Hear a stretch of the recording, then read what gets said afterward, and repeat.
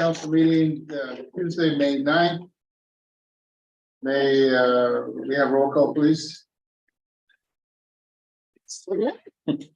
Councilmember Costa Junior, Here. Councilmember Robles, President. Councilmember Hernandez. Yeah, Councilmember Rizaldi. Here. Mayor Julian. Reverb. I'm here. We have two quorums. One of them.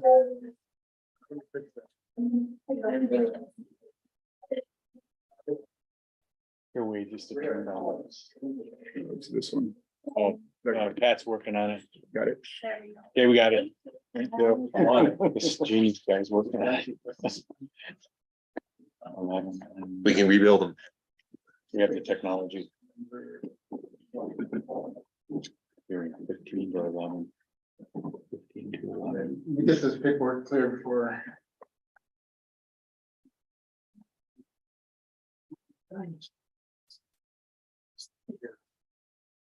All right, sorry about that. We're good now. No speaking to the phone. Will you please stand with me for the Pledge of Allegiance?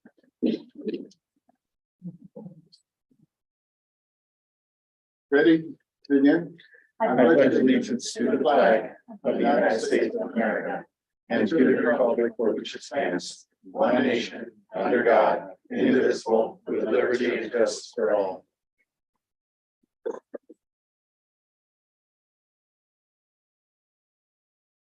You know, item 3 is a moment of thanks, appreciation, condolences, and basically, there's been so many deaths in the last couple of weeks that our hearts and prayers go out to those that have suffered under these really crazy situations.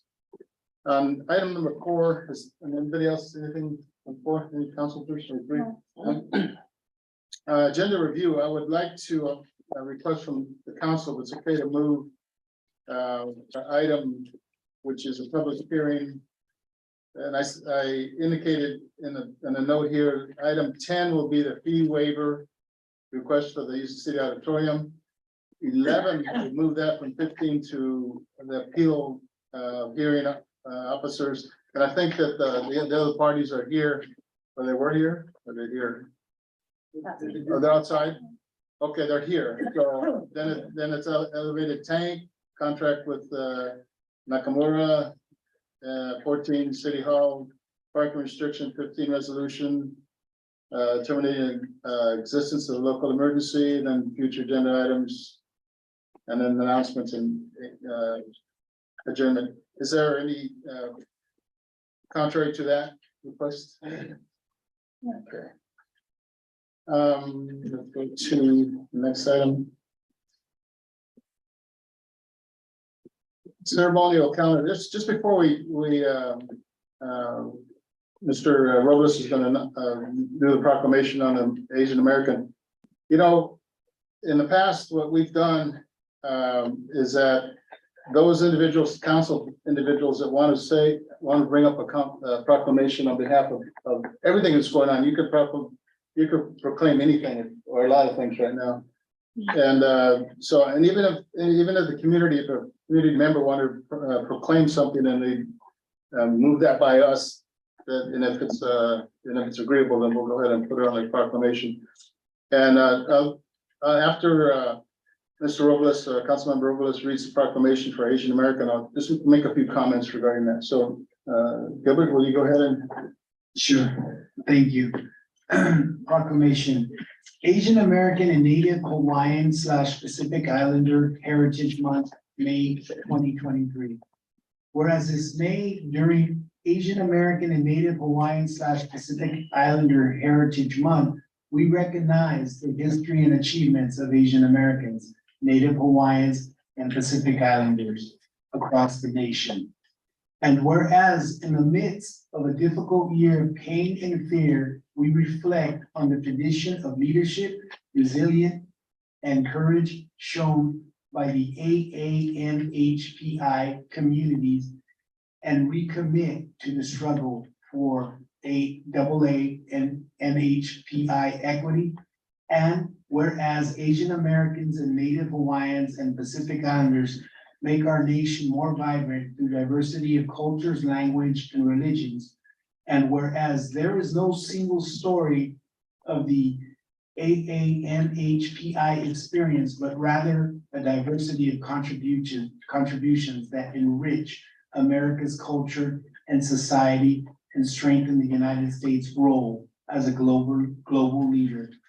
And whereas the American story, as we know it, would be impossible without the strength, contributions, and legacies of the AANHPI, who have helped build and unite this country in each successive generation. And whereas from laying railroad tracks, tilling fields, and starting businesses, and caring for our loved ones and honorably serving our nation in uniform, AANHPI communities are deeply rooted in the history of the United States. And whereas the city of Guadalupe also celebrates and honors the invaluable contributions of the AANHPI communities have made to our nation's culture and the arts, law, science, and technology, sports, and public service, including the courageous AANHPI who have served on the front lines during the COVID-19 pandemic as healthcare providers, first responders, teachers, and other essential workers. And whereas the city of Guadalupe affirms that Asian Americans, Native Hawaiians, and Pacific Islanders make our nation strong, now therefore be it resolved by the virtue and authority vested in the mayor, Airstone, and behalf of the city council and the city of Guadalupe, we do hereby proclaim May 2023 as Asian American and Native Hawaiian Pacific Islander Heritage Month. In witness thereof, whereof I hereunto set my hand, cause to the seal of the city of Guadalupe to be affixed on this 9th day of May 2023. Okay. Thank you. And I mentioned earlier that the proclamations there are many and just proclamations for folks. The month of May is pretty busy. I just wanted to mention three. That's one of them is Our Nurses, Our Future. The National Nursing Week runs May 8th through the 14th of 2023. The theme of this year is Our Nurses, Our Future. This theme showcases the many roles that nurses play in our patients' healthcare journey. Another one is a public service recognition. Every year since 1985, the first week of May has been set aside as a public service recognition week. A time to thank the dedicated public servants from federal, state, and local governments across the country, our public safety folks. And the last one is May is Military Appreciation Month. So again, in the future, if there's someone that really wants to highlight an important fact happening out there in the community, let us hear about it. Okay, the next item is item 6, community participation. The first person that wishes to speak on an item that's not on the agenda is Mr. Al Nunes.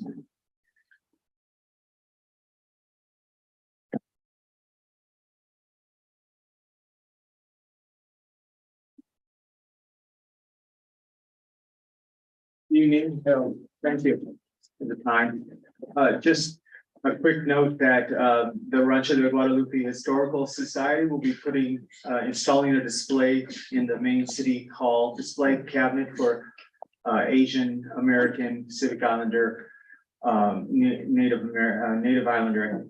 There's a lot of that. Okay. To celebrate in honor of that month and honoring some longtime residents of Guadalupe's rich legacy. Long timers, I'll warn you now, who, if you've been in here a long time and you go there and you don't find some names that you would expect, just know that we look forward to telling more and more stories throughout the year and next year as well. But those stories are the ones I researched and I came up with, and we were able to get images for it. So there's a lot of fascinating stories. Real quick, there's one. His name is Makoto Yoshihara. Not a lot of people know that name. I certainly didn't know that name growing up. And he was a young man who grew up, who was born here in 1920, and he went to San Maria High School, graduated in 39. And a few years later, his family was relocated to an internment camp in Arizona. 3 years he lived there with his parents, begging them to let him join the army, and he was their only child. And they relented finally in 1944, and in September 1944, he joined the army. Unfortunately, 3 months later, when he entered into a battle in Germany, in one of the bloodiest battles in World War II, he was killed by a sniper. His remains were buried 6,000 miles away from here, but eventually they were repatriated, and they're in our cemetery. That's just one of the stories that make up this beautiful tapestry that we call home. And my second little notice is just a comment about social media and the policy that you installed or that you approved last meeting or one of the meetings before. As someone who's crafted many a social media policy for many universities across this country, one thing that's always missed is when an organization or a legal entity like this puts together a policy on how to govern what you put out on social media. That's appropriate because social media is powerful and will get you into trouble. But it's also easy to forget that your entity is made up of people. And on our social media, on your social media sites, it's okay to take pictures of city workers doing what they do, keeping the city going. It's okay to take pictures at events of people participating in city events and posting it out there with the story of why they're there. That just makes social media, brings it back to its true meaning, which is to create a digital community that you can connect with other people. So that's just my little paragraph. All right. Don't go anywhere. Al's grandfather, Eddie San Diego, and a group of Filipinos were instrumental in putting the senior center together, Elio. So there's a lot of history with folks like your grandfather and the rest of the Asian Americans here in town. So thank you for. That reminds me, Okay. this display doesn't contain Filipino because we have a month in Sure. October, so that's when a lot of stories will be told there. So There's a lot of stories. a Okay. lot of stories. Okay. Thank you. Thank you. Next individual who wishes to speak is Mr. George Alvarez.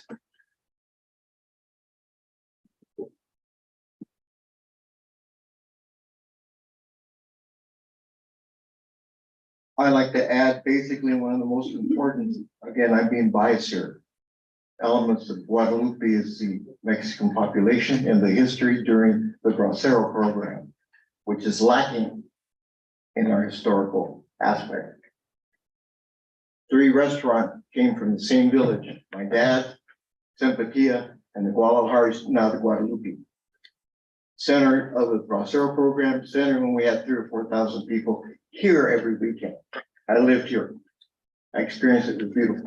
So I'm hoping down the future, we can have that imprint of these people who came in to help the city what it is. My main point basically is dealing with my favorite subject, the levy of Guadalupe, which doesn't exist, okay? And every 20-something years, we get flooded out. I don't have too much trust in our government because they run slow. It took 23 years to figure out, oh, we didn't do the right job. Now they're scrambling, trying to figure out if they're going to buy the property or not, working with the feds, working with Army Corps of Engineers. I like to be simplistic with solving problems. Have we, the city, done a survey specifically dealing with what's it going to cost us to have a permanent Band-Aid, not so much the whole levy. We can't afford 30 million. 23 years ago, it was 5 million. But surely we have buildings that need to be protected. The Boys and Girls Club, the community center is #1 priority. And put a moratorium on any form of building on that land because it's not going to be protected. We're going to come back with the same problem. And hopefully for those out there or in here to deal with the educational aspect, how shameful is it that we don't have our school built yet? 20+ years and we're still waiting because of lack of competency of the board, of the school board. Straight out, I was here when you had the joint meeting. They told the city, don't give them the path to start the process because they wanted more land. So what did the city do? We worked a deal with the school to buy our property that was supposed to be used for school, not for the school, for city parks. Want to leave you that thought. Thank you. Thank you, sir. Any other requests to speak out there on an item that's not agendized? Okay, we'll go to item number 7, consent calendar. There's these items are placed before the council for a blanket consent. Is there any council member that wishes to pull an item? Or consideration? If not, is there a motion to approve the consent calendar as noted? I'll motion to approve the consent calendar. I'm sorry. Mayor, second, I'll second that. any discussion? All those in favor of the motion say aye. Aye. All ayes. Thank you. Go to item 8. City Administrator Report, Mr. Bodum. Thank you, Mayor and council staff. And aside from the written report in there, I just want to mention when I was out last Thursday and Friday, the internet went down and it seems to be a problem when the power goes out once a week at least, and it really creates a lot of havoc. So I just want to announce something to help remedy that situation. I'm just going to read it. Due to the frequency of the city's power issues affecting the network, iTech, our provider, has discovered a need for better control of its networking infrastructure. This issue has highlighted a barrier with our vendor that prevents us from remoting in to reset the devices. iTech has suggested a proposal project to the COG. We understand that this has been very frustrating, which, I heard loud and clear, and it is frustrating, as it is for us as well. We want you guys to all be back online as soon as possible. Solution: iTech has purchased a completely new line of networking equipment to replace the current networking equipment. A project has been put together to purchase, replace, and deploy. This will be at no cost, thank you, to the city of Guadalupe. We have paid for this as a show of good faith in our relationship with the city. Total savings $7,300. iTech has purchased this equipment already and is waiting for it to ship to us. This is a project that requires the replacement of networking equipment, which will result in the network being down during deployment. We ask the city to work with us during this time when we deploy the equipment. This is a need, and we hope to make this as smooth and as fast as possible. In the meantime, we please ask the city to designate an employee to work with iTech in the event of another power outage. And I'm going to be the one working with that because there's going to be a need for, Pat would ultimately be the best person because he's technically sound, but I'll be here all the time. And I just want to make sure if I have to shut things, unplug things, that I just want to make sure this works. So in discussing things with me, it may be a good time for deployment potentially in 2 to 3 weeks. Another item discussed on enhancing the speed and reliability of the network is a long-term solution to shorten cable runs. Currently, they are too long, about 306 feet or 300 feet, which result in bandwidth being cut from, it says 1,000 feet to 100 for the longer cable runs. Solution set up network switches to split any network cable that is over 100 meters in length. That's a long-term solution, but for now we're getting the infrastructure that they're paying for, and it really creates a lot of problems for us here. And so I hope this works. That's it. Any questions about any item? On 10, did you have an update from the meeting with SVP Caltrans and? I do, but I think the mayor's got a report. Let's do that now. I Okay, think, sure. Shannon was there and I was there, and so was Scott and SBK, 3 representatives of SBK, all the top Exxon and Caltrans. They have probably 8 people here, and all the people that make decisions. And it was a very positive meeting, and probably toward the end of the meeting, they wanted to take the lead, and Shannon and Todd can correct me on this or add to it, is that they're going to take the lead on all the projects that are coming through Guadalupe, including the railroad project. Because the railroad didn't want to talk to anybody they wanted to talk to one entity and not 5 or 6, not Pasadena, not City of Guadalupe, not SBK, not everybody else. So Caltrans is moving forward to actually get control of everything that's happening. And basically, they promised if everything goes well, that by the time in the next couple of years that they want Guadalupe to shine in terms of its roads and its the lighting system and everything else. So Sean, you want to add to that?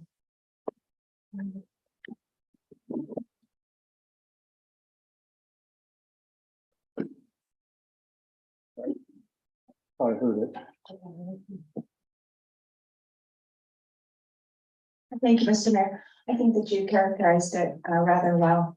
The area between right there at 166 is very complicated. There are 5 different stakeholders involved there. So Caltrans saying that they want to consolidate it is very positive. It means efficiency of costs because the asphalt will be torn up only once and stripping will be done only once. And so we're hoping that there's an economy of costs associated with that.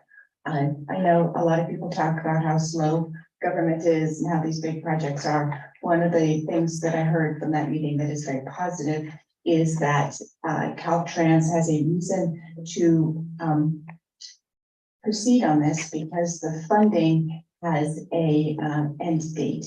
And so for them to be able to use that funding, they have to get this project done within a time frame that helps move it along. So that was something very positive in that regard. There will be a meeting, they've said by the end of May, that we'll get all the same players together, all who have a financial contribution to make to all of those projects to discuss how that project can then be funded and that way that it can move forward. Yeah. How did you? Oh, I concur with what Shannon was saying and what you were saying, Mayor, and it's kind of funny because Meg Henry, I guess the person that lead there was basically the one now pushing, which is interesting because it feels like we were wanting to push and now she's wanting to push, so which is interesting because of that deadline that Shannon talked about. So I really appreciate the fact that they're under the gun. Phil, you're what? No, the individuals who are here are also Taylor Farms, Representative Taylor Farms, Pasadena, Craig Smith was here and his team. So everybody that has any skin on the table was here and will be here as we move forward. So it was a good meeting. So any other comments or questions from Todd? No, we're gonna ask for the next meeting, let's put 10 minutes, end of May. End of May. Yeah, Okay. we Is already that in the report?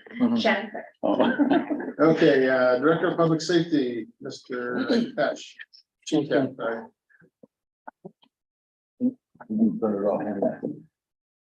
Thank you, Mr. Mayor, Council, citizens. At this time, I have nothing new to report. Unless there's questions of me. There will be. Mr. Alvarez. That's my job. Lived here for 74 years. I've seen the good aspects of Guadalupe and the miserable aspects. After suffering from various grand jury nods of not approval of what the city runs like, which is embarrassing. One of the things I see here, it's only in front of us, the big white elephant is lack of security within the police department to have enough officers on the street. It's embarrassing. I maybe for lucky 3 on the weekend, if we're lucky. People are running rampant. U-turn Central here. I mentioned that in fact. It's happening. Why? Lack of police officers, which entails probability of more thefts. I know that I've had 3 break-ins in my place. And I can't get any refuge because they were homeless. Another population that apparently are carte blanche, they're the untouchables from that perspective. But we need more police. I know it costs money. But man, we got a beautiful La Pasadera community out here that needs protection. let alone the regulars here in town with protection. I can't understand for the life of me why you five, and I have a quick finger on you guys, you're the government, takes three to move forward, have not discussed yet, since I've been here, maybe we should have a meeting, figure out what we need. Do we need federal funding to get it? If it's available, at least we know that you're doing something. And right now, nothing's being done. Thank you. Thank you, Mr. Alvarez. We're going now to, thank you, Chief. Regular business, item 10, fee waiver request for the use of city auditorium, Kids Come First Foundation. Phil. Thank you, sir. Thank you, Mr. Mayor. I took the sort of the lead on this, because I've been a part of this, discussion at the council level, or I should say I've been more of an observer, for several years, watching the, council deliberate, what the proper policy should be towards nonprofits and the fees that are charged for the use of the city facilities. And as you can see, staff is recommending that the council waive or reduce the fees for the Kids Come First Foundation to use the city auditorium. And that is obviously the main item of business before you, but Patrick.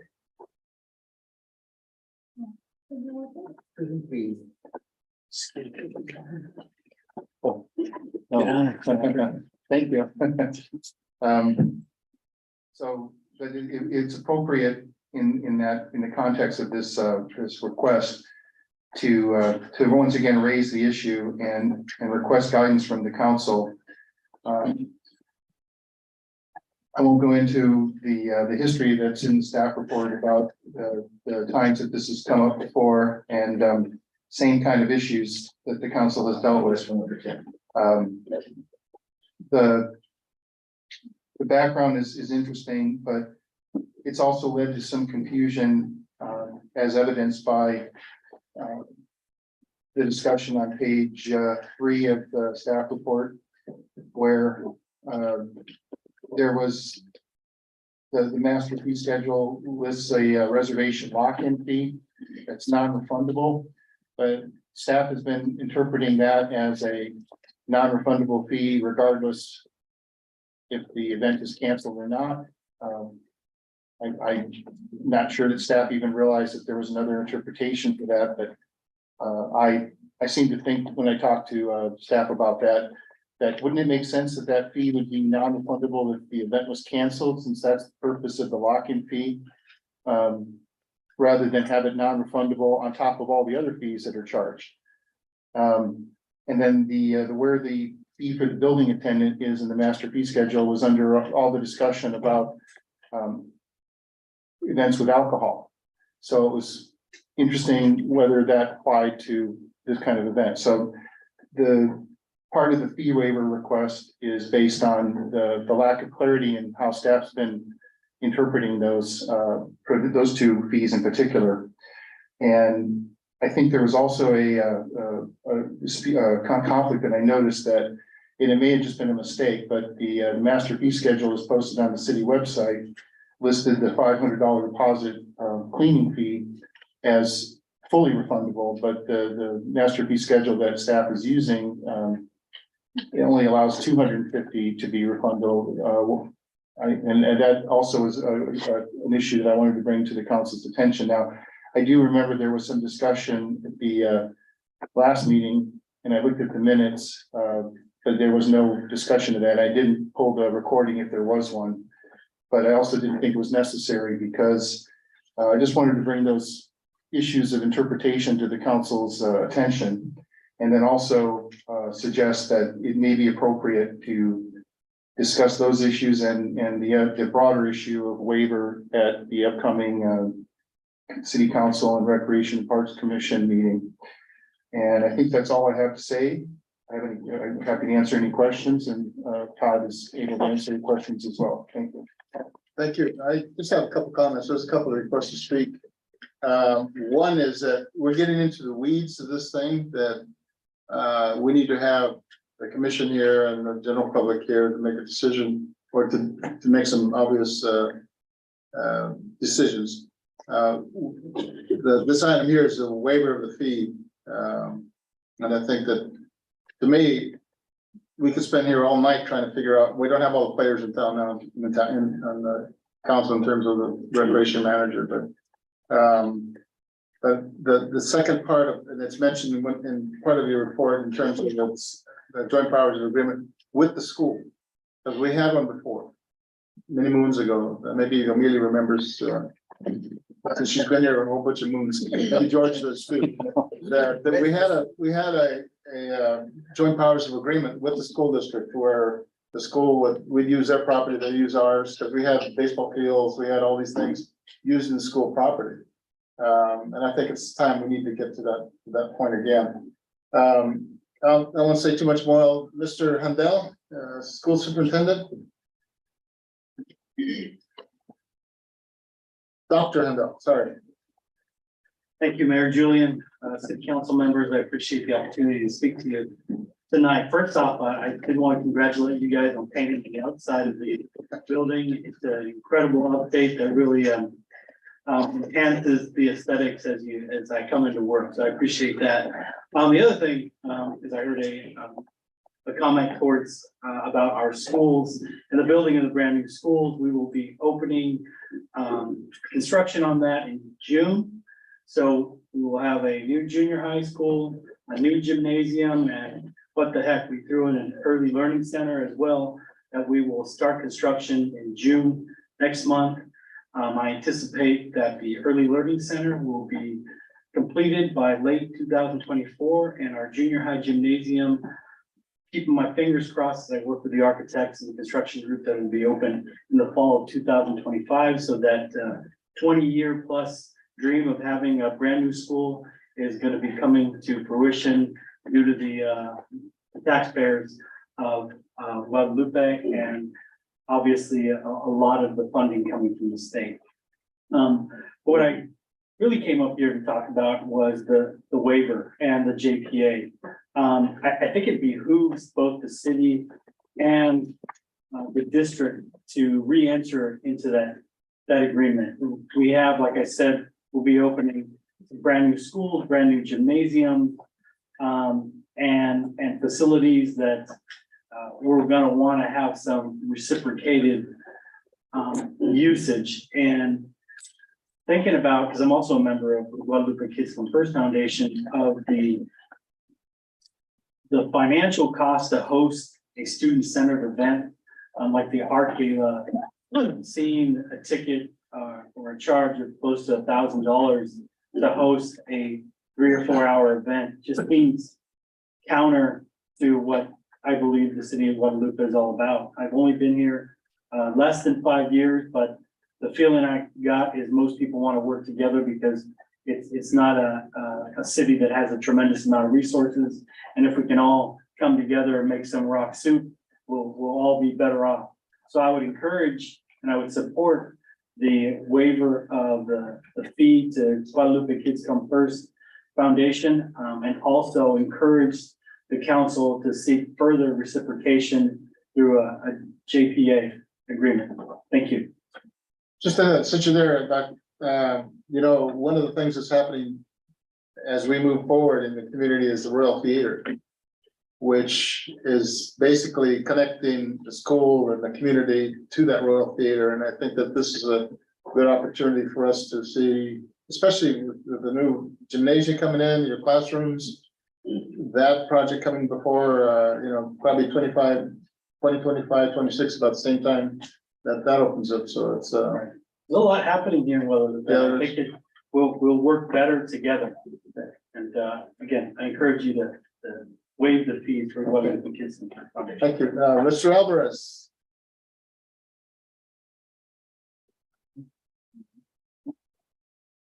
I hate to be Darth Vader on this issue, but when you do activities such as the auditorium, I did 4 activities as a consultant for Santa Barbara County during the census fair. I used the facility here. We had over 4,000 people attend.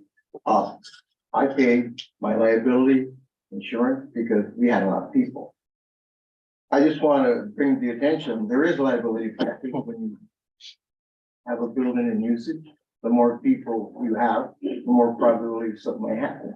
That's my concern. It's not expensive for the day. We charge you $200 for the day for that activity. I'm hoping we have liability insurance for that particular event. Children are children, they're human beings. Things happen. So I hope in the future, you have something implemented in your program that makes sure it protects the city. I'm being, again, self-vested here. Protect the well-being liability factors that might occur if you don't. Because the lawsuits are very expensive nowadays. That's input that I want. Thank you. Yeah, I would assume since the school is involved with this, if they have their liability insurance, and there's a nod out there from Dr. Get a Handel. waiver on that one. No waiver on that, just some fees. Yeah. Is there any discussion from staff and or city council? We have a facility fee schedule workshop coming up in the future. Yeah, that's between the recreation and parks and then the city council. Does staff have the numbers of how much this event's gonna cost us? This particular one? This particular one that we have on before us. Well, In terms of staff hours or anything like that. Oh, I'm sorry, I don't know. I only had the fee information, sorry, and I was gonna.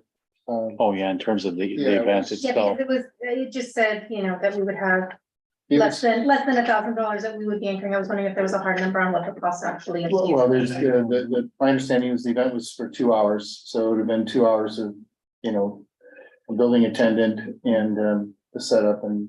I think what she's asking is what the cost is to attend it. Is that what you're? Oh, Our okay. cost. What is it gonna cost us to host I it? see. Yeah, no, I don't, and Hannah may have been able to answer that. Yeah. I didn't ask her.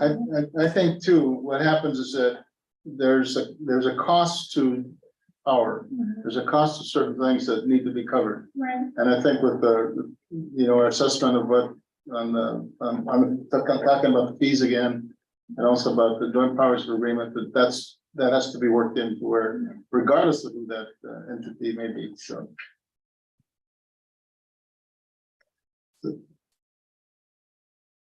I think these are challenging just because we haven't had those meetings yet and we all know the need is there to Mhm. have clear direction. So there's consistency across the board. Especially when we're doing fee waivers for nonprofits, which we all want to support. So I'm looking forward to us making some progress on having clarity and consistency, because I also don't agree with this amount for a 3 to 4 hour nonprofit, but there's not gonna be, it doesn't sound like there's any food or alcohol or anything like that. But I do think that we do need to be fiscally responsible and have some sort of modified fee for when nonprofits are utilizing our facility with some balance. And That makes I agree, sense. and I think the Yeah. school agrees with that too, Yeah. so. Exactly. And this one's May 11th, so. Yeah. My daughter drew her heroes for this event, and they were a teacher, because that is her second home, and then also the police and fire department. So this is- All right. So amazing. Sounds like you want to make a motion. No, I don't. Can I not? Is there, what's the wish of the council? And that's for that recommendation. Could we recommend that we allow staff to do a reduction of fees based on their assessment? Or do we have to decide? Because there was 2 on here. It was a waive entirely and reduce fees, but with no actual amount. That's fine, that's what it says, Right. waive or reduce it, so. I just wanted to give the council as many options as possible. Right. That's why I wasn't intending to go into the weeds, you're right, Mayor, Yeah. but I did want to bring that information in case council felt that a reduction was more appropriate than a full waiver. Because I did cite a couple areas where I think the fines could be eliminated based on the interpretation that staff used. And then maybe maybe allow the full refunding of the security fee, which would reduce, the cleaning fee. That would reduce it pretty well. Staff is fairly firm on the cost of the building attendant, but that's also up to you. Well, my feeling is that it could be worked out within the group, within the city and the fund, the foundation to work it out to where there's an agreement. But on the basic fee of trying to eliminate it to where they can afford So it sounds like we're moving a motion to reduce the fees. Yeah, based Right, on, based based on on the what's city. equitable Right, exactly. to Yeah, both, that to both entities, so. That sounds like we're going. Do you want to make that motion? You? I can. I'll motion to reduce the fees for the Kids Come First Foundation per the city's recommendations for that reduction. Um, Does so that what- sound what- sufficient? But what number are we reducing? There's not a number. Well, that's what my question was to you, Well, is do we have to pick a particular number, or can staff make those assessments? Because if it's a three, like, Right. for instance, you said 2 hours, Dr. Andel said 3 to 4, I'm assuming there's gonna be a little bit of wiggle room there in terms of the time, attendance, hourly charge. So that's not provided in this report. Okay, so if I understand, now that I understand what you were getting at, forgive me. There is a pay scale in the master fee schedule that we normally would bill out, and I don't know if it's all only the fully loaded, or if there's the, Oh, for That fee the building schedule is just attendant? crazy. Yeah. okay. It's just crazy. Yeah. Maybe you can, work with. I'll work with Hannah and this, and In the the, school- in And the school. foundation board. Okay, yeah, all right, so the motion is that you're directing staff To reduce to it. negotiate a fee reduction with the school district for this event For to the- mutually Or agree. it's the I'm Kids sorry. Come First Foundation. I'm sorry, I had Dr. Hundle on the brain there, so Kids Come First Foundation and negotiate with them for a mutually agreeable Reduce fee. or reduced. in other words, we probably have to do this by tomorrow, Yeah. because the event's on. Yeah, or postpone until after the event, which, you know, reduces the city's leverage. You want to let the horse out the considerably, barn, so- Yeah, exactly. So we'll obviously move right on that if that's your motion. I mean, we'll get better, I guess, with the Yeah, combined when- meeting. This when is we work just, it you know, out. we don't want to stop this These event. kids are our kids. Yeah. These kids Yeah. are- My assumption is that this is reasonable, you guys can work this out in terms of Sure, an appropriate amount. yeah, we can strike a balance for sure, and then we'll report back what that is. Absolutely. Phil, can you repeat that motion? There we go. I think it's clear in the record, but I will try to say the motion, and Councilmember Lizaldi can agree or disagree with my restatement. The motion is to direct staff to negotiate with the Kids Come First Foundation. Foundation on a reduced fee that is mutually agreeable. Mutually agreeable to the parties involved. By the middle. Yeah. Well, if you want to add by the 11th, that's fine. Otherwise, I would just. Or after. as- I would, I reasonable was gonna time. leave the time open-ended, Yeah, there you go, because Reasonable time. a reasonable fee, and we will, the staff will report back what that fee was determined to be. if you see a doctor and an administrator wrestling, he probably has a wrestling background, He does. he'll win, you know? Okay, You could run faster than him, I think. So, Yeah, I Is agree there- with that. There's a motion. Is there a second to that motion?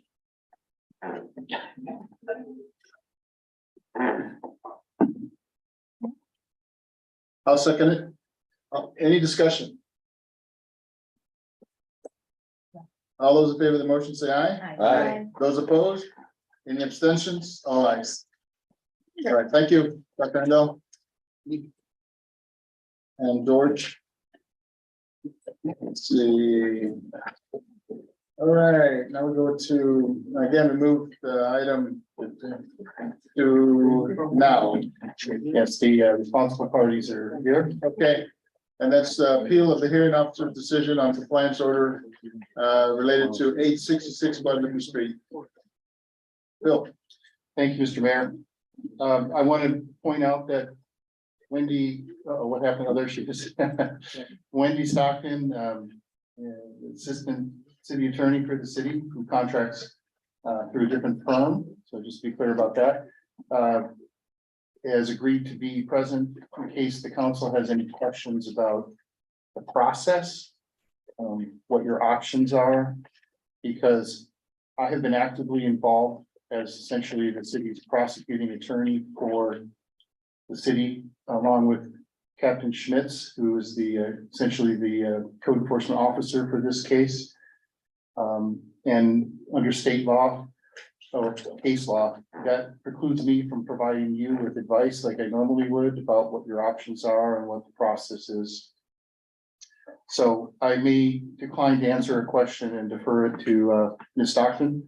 But if I feel I can answer it, then it's a question relevant to the case, I will. Okay, this is a first, not only for the city of Guadalupe, but a first in my career where we've actually had a hearing, an appeal of a code and compliance decision before the city council. I provided a lot of information in the staff report. I'm not going to sit here and read that because that's not necessary. It's in the record. It's in there because in the event that there is a subsequent appeal to the judicial branch, we're limited to essentially the record before you tonight. I would also point out that the record that is before you tonight is not 100% complete. You are missing the transcripts and the recordings from the hearings themselves. There was a lot of testimony given during those hearings. I felt that you would not probably be interested in listening to those tapes, and the cost of transcribing them would be extensive. And I believe that the facts are pretty clear, and so I made a decision as the city's prosecuting attorney not to complete the record exhaustively. So just so you know, there may be some gaps, and you may have some questions that need answered because of those gaps. Before I summarize the city's case, I would like to just say that it is important to the council, and it will be difficult, I'm sure, but it is important for the council to remember that it's not really permitted to make its decision or rely on any evidence that may come before you tonight. However, whether verbally or in written form, that wasn't reasonably presented to the hearing officer. That's in the code. So if either the city, Captain Schmitz, or I suddenly start talking about information that's not before the hearing officer, or the responsible parties bring up information that they did not present to the hearing officer, while you may be permitted to hear that, you're not allowed to base your decision on that. And Ms. Stockton can weigh in on that point if you have any questions about that. So, like I said, I'm not going to sit here and read this report. The information is exhaustively put forth, and you can imagine how long it took me to put this together. My goal was to get this to the council at the last meeting, but that was impossible. So I did prepare a short PowerPoint presentation that includes that has. Yeah. Thank you. All of these exhibits on this PowerPoint slide are in the attachments to the staff report. Now, this is a before picture, I believe. Yes, and I believe that main area is the spot. Okay. So you can see that it's in relatively deplorable condition, and it's unsightly, and it probably could be. The city could have probably issued some compliance orders to have them clean that up and everything. I'm not sure when that photo was taken, but it's just it's a before photo, because this is what it looks like now. I think we'll all agree that it looks much better. There's no question that this is an improvement over the previous condition of the property. All that stuff on the side notwithstanding, I'm sure that's not even there anymore. You'll see the date of this picture is December 1st, 2020. And the reason why it's dated that date is because the city got a call about illegal work being done at the site. And I think I might let Mr. Captain Schmitz talk more about that. But again, it's set forth in the staff report. Bottom line is that he went out and he saw that there was, go ahead, go to the next photo. That's just a close up. Go ahead. He saw construction or concrete debris. You can see a little bit of there. And I believe, if I'm not mistaken, he saw the workers washing their tools and running right into the city sewer, which is obviously illegal. Go on to the next one. Yeah, next one. Okay, and I'm just going to stop it right there. The truck's not relevant at the moment. But this led to an investigation. And the main problem, aside from the concrete being laid without a permit, is the fence there and the retaining wall. Actually, if you don't mind going back a couple. The main issue the city's had from the beginning has been that there was no permits applied for this work. This work clearly requires permits under California law as well as the city's municipal code. And we don't know how much rebar is in the concrete on the ground there for the cars. There's supposed to be a certain amount.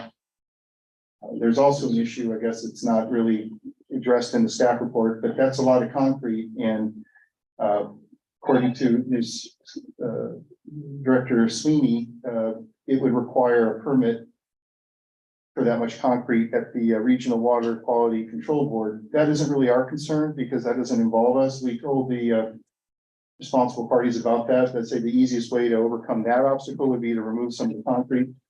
But the point is that that's a lot of concrete.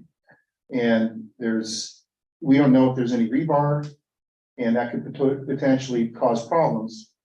And we don't know if there is rebar, whether it meets the code, but that isn't even a serious health concern, because what do we care? The cracks, and it's not a problem from the city's point of view, but that wall is a problem because that has implications for the neighboring property as well as potential health safety concerns, because those kind of walls need a certain amount of rebar in them, and that fence is awful high. I know that one of the things that came up during the hearing was that the fence isn't 6 feet.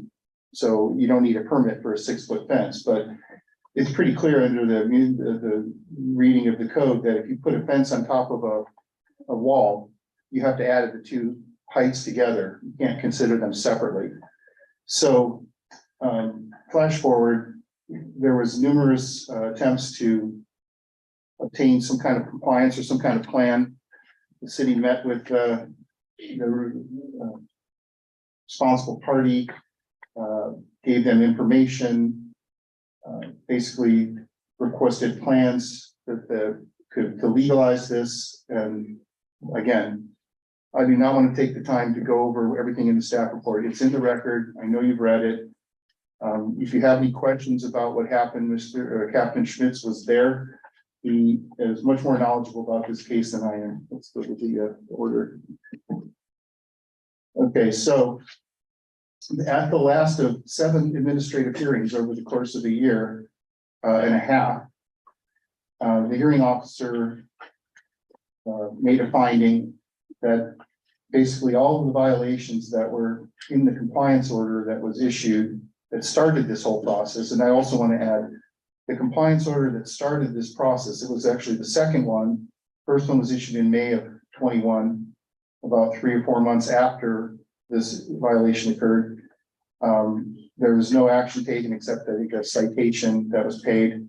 And then in July, there was a second compliance order issued and no compliance was achieved. So the first administrative hearing was set. That's in the record. That took place in September of 2021. And this hearing took place on February 28th, 2023. And after all that time, the hearing officer found that all of the violations existed on or after the compliance date set in the compliance order. That date was, I believe, July 27th, 2021. The compliance order was issued July 7th, 2021.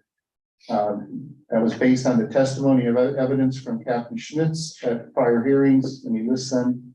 In addition, the testimony from Martinez and Dorado, their responsible parties. In other words, their testimony supported the existence of the violations. And then the final comments were, the order essentially ends that all the violations are to be corrected and inspected on or before Monday, May 1st, 2023.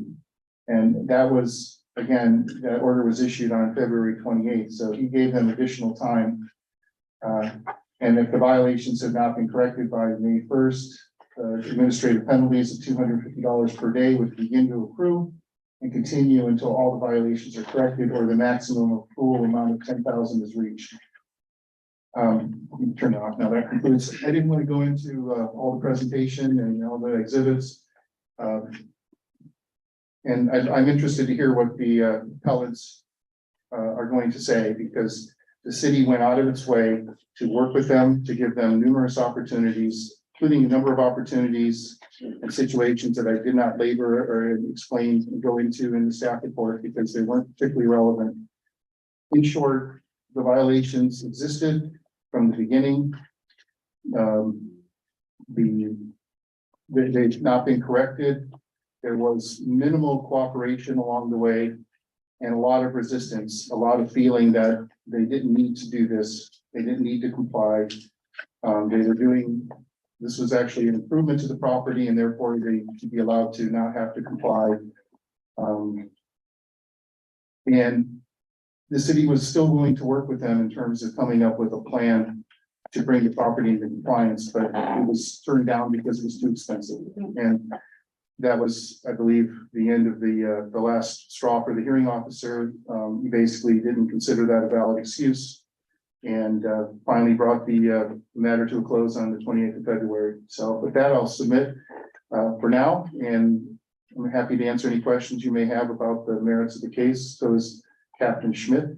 And if you don't have any questions, we can bring the applicant or the appellant forward to make their presentation. Right, basically, we are the possibility to deny the resolution for the $250 a day to maximum 10,000. I'm going to defer that question to Wendy Stock. Wendy, are you there? Yes, I'm here. Can you hear me? Yes. Mr. Mayor, could you ask your question one more time, please? We are there before us to deny their request to waive, the $250 a day penalty to a maximum of 10,000. That's our task today. Oh, I don't know what they're asking, but Well, that's what we're at. This is what the recommendation is. for the record, I'm just to be clear, I want to be clear. I'm asking that you deny by recommend a resolution their appeal. Right. You're asking for what options you have other than. No, I'm just asking, that's before us now. So I Okay. want to hear. I'm sorry, I apologize. No, thank you. I thought because you were talking about the fines that there was additional things you could do and I was gonna let her answer that. So Okay, I'm- let's have a, Jose or Ruben, or do you want to come on up? Okay, thank you, sir. Well, good evening, everyone, and thank you, City Council, for giving us the opportunity to be here tonight. It's on. You need to address it. Just move it up a little bit. Testing. Well, it's on and off there. Hello? You're good. So good evening, everyone, and thank you for giving us the Let opportunity. me give him the. Yeah, here, give him this Give one. him that one. There you go. Okay, sorry, Ruben. Mr. There you go. Okay. So good evening, everyone, and thank you for giving us the opportunity to be here tonight. In order to comply with the codes, I brought in an expert in code compliance and design, Mr. Goodman. This one, I don't think. I can enunciate through this thing. Hello, everybody. Can you hear me? The audience may not, though. Why don't you use it? Okay, I'll use this. I'm sorry, would you say your first name, My please? name's Matthew Goodman. Thank you. I'm a compliance consultant and I do design engineering for commercial and residential. I did the Lobero butcher shop. I've done several jobs in Pasadena, so I'm very familiar with Guadalupe. I live in San Luis Obispo. I'll just get to the points real quick. There were certain things that they deemed unreasonable for the price and cost. So if you can send those pictures back up. If not, I have some pictures and some designs to show you conclusively that there is rebar. Wait, there's a piece of paper in it. Can you go back over there and read? There's a. Oh, never mind, here it is. Anyway, there is pictures that you guys took, see here. There's rebar right there. And that one column, yeah. Okay, so. Here's a picture of the wall being built, with rebar and all. I'm just pointing this out because. The. Excuse me if I Can may. just finish them? Well, I object because this information was not presented at any of the hearings over a year and a half, and suddenly it's being presented now. I object. Proceed. Okay, well. In a lot of cases. The code compliance officers will come out and the inspectors will see, they'll ask me, oh, can you send a picture so I can see the rebar? Well, I know you guys take pictures to see rebar. The other issue I have, only other issue is this particular property has 6 or more units. According to your design and development requirements by your municipal code, it is required to have fencing to mitigate noise or anything that would be a part of multi-family residence right there. Secondly, if it's a parking lot, which our next door neighbors are, and apparently where this concrete is, you're required to put in a fence. Okay, to mitigate. Would you like me to read it verbatim? It's your municipal code. Anyone want to see it? Just please say this, Okay. the code number, the code section. 1852.122, And then feel which are free two to. down from you, the citing on this particular issue, okay? Walls and fences required, multifamily projects, all multifamily projects with 6 or more units shall be required prior to issuance of certificate of occupancy or business license to construct a wall along the rear side yard boundaries, mitigate adverse noise. So I would respectively ask you to let us apply for the proper permits so that we can comply with these ordinances. I have design sets showing that there's rebar. We can have photographs of all of the process showing it. If you go back, you show a picture here. Because I took them and I put them on a site plan so I could see. There's 6 inches of concrete with the rebar in there. We have pictures of all of this to conclusively show. It's not unreasonable for us to ask to do these things by photograph and allow us the opportunity to go for a permit. Lastly, when it comes to this property line, there's a discrepancy in the height.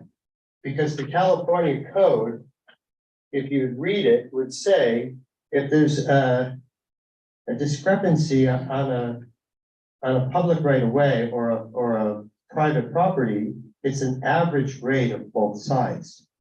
So if we can come to a conclusion on what is the actual footage, because of this is a slope and there's 2 different heights. One is, it's 6 foot, 6.5 feet higher than the other. It's a very difficult thing. I can attest to the fact that there's rebar and everything, and the design sets are accurate, and the engineering and the L-shaped footings are all there with photographs. I would like the opportunity to put this into plan check for walls and fences that comply to the multi-family residential property that this is.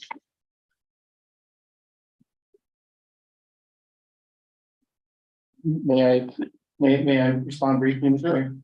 I am just stunned. And I'm very dismayed. The responsible parties had a year and a half to present this to us. Yeah, but that's the past, sir. Hold on, Now we're hold on, trying to get excuse this me. rectified here. Excuse me, I hadn't finished. I apologize. Thank you. And we tried, and the reason why we worked and were so patient with Mr. Dorado and Mr. Martinez was precisely to encourage them to proceed in this fashion. So as angry partly as I am at the late minute and the fact that none of that is even admissible in this appeal, I am more than happy to recommend to the city council that they be given an opportunity to do what Mr. Goodman is suggesting, if the council is agreeable. The council agrees that they had their chance and they're not going to consider this evidence and they're going to uphold the nuisance abatement order. City is fine with that. But our goal has never been to punish them or to, be unreasonable. Our goal has been to bring them into compliance. And if there is a good faith effort here being made to bring the property into compliance, the city will support that. However, I do believe that the council should not. I believe that because of the lateness of the hour, the amount of time and energy that I spent on this staff report alone, which could have been avoided, I don't believe that all the fees should be waived. I mean, whatever's been incurred to date, I would ask the council to maintain those, maybe suspend them pending the completion of this process, or maybe come up with some other amount, or refer it back to I actually would ask that you refer it back to the code compliance officer to monitor this progress and maybe impose other fines or whatnot. Like I said, this whole appeal could have been avoided if we had a phone call back in March instead of the appeal being filed. I agree. I agree with everything that you say, and the only thing I have to say is that I hope you allow us to, the attempt to comply with this, because I can get this into plan check by Monday. I assure you.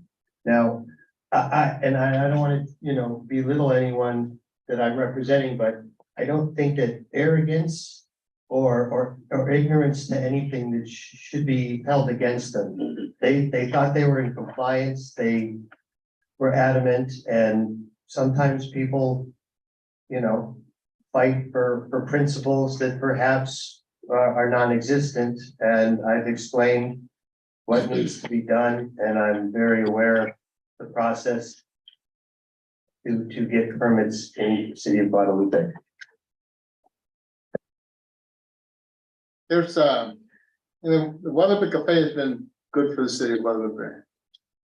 And we have individuals like code compliance people like Patrick, like Mr. Owens, that have experience in knowing what needs to happen in regards to rebar or cement, sidewalk. So they know what they're doing. And you say you have pictures of rebar there, and that wasn't part of any discussion that you had in these hearings? So, The photographs would have been really useful sure. during any of the hearings, because And I agree. we didn't know there were any photographs of them doing it in progress. And we had suggested something like an X-ray scan. I forgot what it's called, R-scan. An R-scan, it's a device that you use to penetrate cement so that we could have seen the rebar that was in there. We told them to do that, but of course, it's hard to find someone that can do it, and it's a little bit costly. That was a proposal that we were willing to accept. We were willing to accept as-built plans, but we just needed to know if there was rebar and if it was to code. We weren't going to make them tear the whole wall down, but like I said, we didn't have the photographs until tonight. And that's why I'm saying, I can't punish people's ignorance on codes and compliance when they're reading something that says something else, and I can see it different because it's my job. And I could rectify the situation, and I could work with the compliance officers and the building supervisors, because I've done it in the county of Santa Barbara, from Goleta to Montecito, all the way up to Paso Robles in Storm County. And that's my intention. I've analyzed, I understand that they didn't bring pictures, but there again, it's a matter of, not knowing. And here they are, they've got their ducks in a row, they got somebody who knows they can accomplish what needs to be done in this type of situation, this fence. I see, Mr. Martinez jumping at the bit, please. Yeah, thank you very much. Well, just to point what city attorney said about the option that he gave us about complying and get somebody to scan the wall and show rebar and everything. The reason that we couldn't do it is because the cost was $20,000 just to scan, make holes on the concrete to show footing. It's money that we don't have, especially with the pandemic, all those loans that we have on the business. There's a reason we couldn't do it, and we mentioned it in the hearings. We don't have the money, we don't have the funds to continue with this. Fortunately, we found Mr. Goodman that he can point us in the right direction. But there's a whole reason we stopped, because of the money. $20,000, not everybody has $20,000 to spend to satisfy your request on the proper construction of the fence underneath the wall. That's the only reason. But if, go ahead. Just real quick, the solution wasn't dictated, it was suggested. Yeah. And I did, set them up with a consultant similar to Mr. Goodwin, Dave Cross in Santa Maria, who I'd worked with in the past. Right. He was agreeing to help them for free, but he did refer them to an engineer, and the engineer and the R-scan costs altogether, I think the estimate was 20,000. But the city was willing to work on a payment plan, or just to phase it out over time so that 20,000 wasn't gonna have to be paid all at once. But that was still not, that was rejected by Mr. Martinez, even though, like I said, we were willing not to require pay that much money all at once, just so that. Okay, Todd, you. I'm just curious, did you know all along that there was rebar in the concrete wall? Yes. Yourselves? So why, if you knew that and it was designed, you would think you'd naturally know that you could get the information from the engineer. That's And why show I'm that. saying that you can't punish someone for ignorance. Why, well, Just he say knows, no. he knows that it's in there, so I'm He didn't assuming know. you'd know that it's, Like, yeah. I understand, I agree with what you're saying, but it's not his job, he didn't know how to articulate that properly or get the necessary pictures or talk to code enforcement. He was intimidated, he was afraid of the money. And I got, like I'm saying, I with confidence, I can put this in the plan check with everything we need on Monday and try to make it go away and get off of all our desks. Now, this is a question that I'm from a layperson. Now, you have pictures of the rebar. How do we know, how does somebody know that that's the right side, the right? Because they took them, well, I have the whole design set. I could tell you exactly what the inches are right now, what the shape is with the footing, because Okay. that's what I do. But I think what the mayor's asking is, how do you know what's actually as built from the plan set? Is it actually in there? I've inspected it, I've seen it for Okay. myself. But not on the city side Yes, too. I've seen the rebar I have seen the rebar. No, I'm sure you have, but I'm saying, has the city seen the rebar? No, and I would, So how would we know whether? well, I would like the opportunity to put this into plan check so that you could come out and inspect it properly for its proper use. I'd like to put it into plan check for the proposed use of mitigating noise like it's supposed to in the ordinance. And go through the proper procedure and have it inspected properly. Go ahead. Good night. Okay. I'm sitting here listening to everything you're saying. Appreciate that. You're saying they didn't know. Okay, how do you not know you need a permit for concrete for business? They thought it was. No, I live in a house. If I wanna build a wall, especially a brick wall, I gotta get a permit. It's not a wood fence. Okay, I don't design nothing. I'm a resident. If I put my house and I wanna put a block wall around my house, I gotta get a permit. Not if it's under 6 foot. Yes, we do. It is a block wall. It is concrete. you have to have a permit for a concrete cylinder wall. Okay? Now, you're saying they didn't know. If they didn't know, why didn't they ask the question? When Captain Schmitz went and said, hey, it was told by, they're doing something that's not with permits. Why not go to the building department and talk and say, oh, they came and stopped my project from being done. What do I need? Why I say this? Because I had a family member who bought a house and was doing repairs to the house. And at the time when that happened, they were putting stucco over wood. They didn't know they needed a permit. They got stopped. They went, asked the question, oh yeah, you need a permit. How to get a permit? If you don't know, why are you gonna continue? If something like this goes, you're opening the door for every other business or resident to go ahead and do their work without getting a permit, and they come in and asking for forgiveness after. That's not how it's supposed to work. Yeah. Okay, so you can't stand there and say, you know, I mean, you can stand there, but it's not, the thing is, they were never in compliance. I'm hearing the gentleman, $20,000.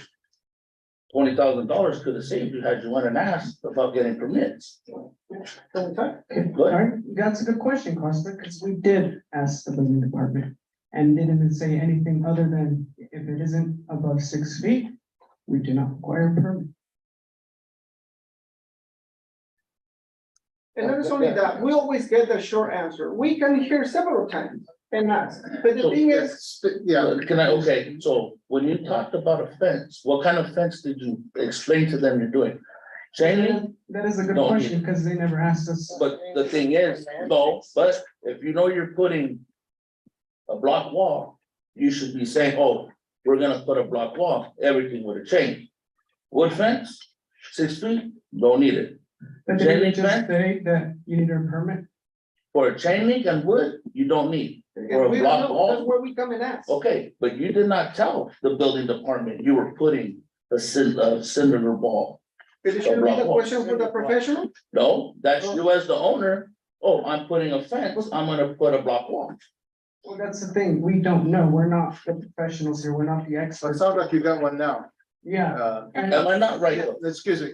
yeah, the thing is that, Also with the slope, it's just, I mean, Okay. they don't have the. Gina, you. No, And I understand, I know, I understand, because there's houses around here in developments that the backyard is lower than the next person, and it's all property line of someone at 6 feet, I understand that. That I understand, because I can see where theirs at is lower than the neighbors. Then you go down, it's just like the land that's in between the Royal Theater and Lupe's, business right there. It's it's all low. I understand that. I'm not saying that, but I'm just saying though. With it all, it could have been prevented had they went and got the permit. Absolutely. Okay, thank you. Yeah. Phil, you were gonna say something? Oh, it was about the, about the fence, Councilmember Costa picked up on that. It's one thing to say, do I need a permit for a 6-foot fence? No, if it's that, but if it's a 6-foot fence on top of a 6-foot concrete wall, you would, and that was the point I was gonna make. But I also do want to add that the gentleman mentioned about the requirement for a fence or sound barrier. I don't know, I'm not familiar with that section off the top of my head, but assuming that's the case, I believe that was probably not a requirement when the units were put in, otherwise it would have been required. I mean, it was, if they had applied for permits for this, then they would have been told, oh yeah, you need to put. Anyway, I just wanted to clarify that the fact that they did it without permits doesn't bring it into compliance, because there's a provision in the municipal code that says they're required to do it, right? They would have needed a permit for this regardless, and that was the point I wanted to make. I agree with you, and that's why I said we would like the opportunity to apply for the proper municipal permit. Okay, Councilwoman Mazzoli. You know, unfortunately, you know, the way I read it is there isn't supposed to be so much exchange and new information brought on for this particular request of appeal. I think nobody enjoys this process. I think we don't want to discourage any business, especially one that is trying earnestly to provide a beautiful facility. That being said, it is very difficult to not support staff's efforts in the amount of notifications and time spent, you know, educating and giving options for almost 3 years now. So, you know, it is a challenge because that staff time, money spent, I am disappointed that a resolution couldn't have been found sooner. I have to say, I'm very disappointed that this information wasn't provided to city staff sooner so that we could have all avoided this. There is ultimately some sort of middle ground I'm sure we can find, but I do think that city's time, staff, and energy that's been put into this does need to be accounted for and does need to be reasonably compensated for. To strike a balance would be preferable. I don't think we want to discourage anyone from, you know, upgrading and maintaining a business. We want to encourage that. We just really want to emphasize that safety and the codes are there for a reason, and we have an obligation to uphold them legally. And so that's my feelings on what I'm hearing tonight, and I just wanted to share that. Thank you. To speak to Councilmember Lizaldi's point, I had mentioned, depending on what you decide to do, and I'll let Wendy advise you on those options if you were interested in anything other than what I recommended. I had recommended that you basically send it back to the hearing officer. And you can ask the hearing officer to, you know, basically eliminate the administrative penalties, but hold a hearing on the city's costs incurred to get to this point, and then make a decision on imposing those costs. And that would also be subject to appeal, but it could also be negotiated as well. But that would be one possible resolution that staff would support, because that would at least provide some compensation for the cost that it's incurred to do all this, to get to this point when phone call in March could have avoided this. I agree. I'm not gonna put you on the spot, Mr. Smith. If you want to say something, you can. If not, okay, you're good. There has to be middle ground. I think you're correct. We want the business to move forward, but we want it done right. So you're saying by Monday, you'll have it back to the. I can put it in the plan check by Monday. What about in terms of it needs to go back to the hearing officer for his determination of. I would refer you to Wendy. What I was suggesting is one of the alternatives that you could remand it to the hearing officer. You basically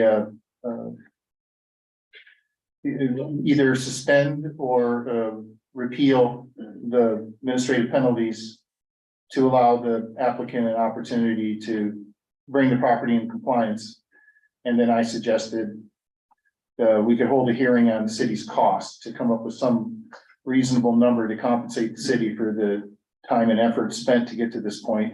That is one option. And again, I encourage you to discuss your options with Wendy, because Ms. Stockton, because I'm arguing for the city.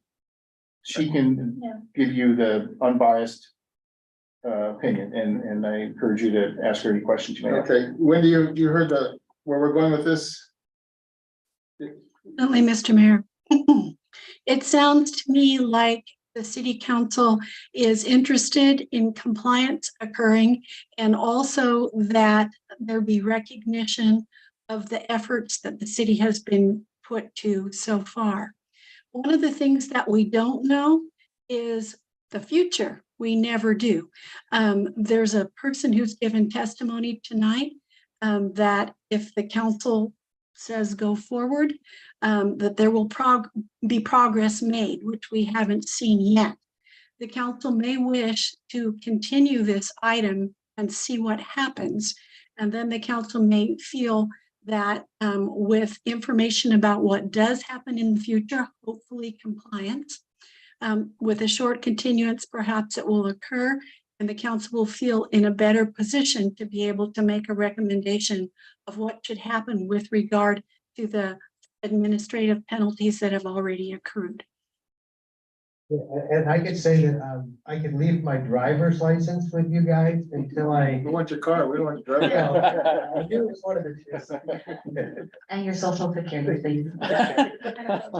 So that's why I asked you to contact, Tesla. because I'm too invested. I agree with you. I agree with you. And I really support the staff's position and talking with them. And I know that there's a lot of times, well, Guadalupe style, well, you don't need this. But we do need these things. So Absolutely. it's probably unclear, but we need to move on. And I think that Wendy's advised to actually suspend this until it goes to the hearing officer. Wendy, what was your He advice? said to Yes. Continue. continue, Continue, yeah. right. So do we need to set that deadline or Date do we just determined. ask to be that it be continued? Continue until the information comes forward. No, we want to give a deadline. Oh, a deadline? Yeah. The suggestion that I'm hearing and also what I was recommending is a continuance to a specific date, another city council meeting, so that a progress report can be given both from staff and the applicant. At that point, the city council might be in a more comfortable position to make a decision as to what should happen with the penalties. Perfect. What, may I ask the? Let me ask Mr. Goodwin, how long he thinks, Well, he's gonna, as soon as possible. He's gonna- well, I guess we But also. then we're looking, we need timelines. Well, that's like, well, I'm trying to figure out how long it will take staff to review it too, and we don't So have, do we want to? 6 weeks. no, I'll put a rush on it. I appreciate that. That's the first week in June.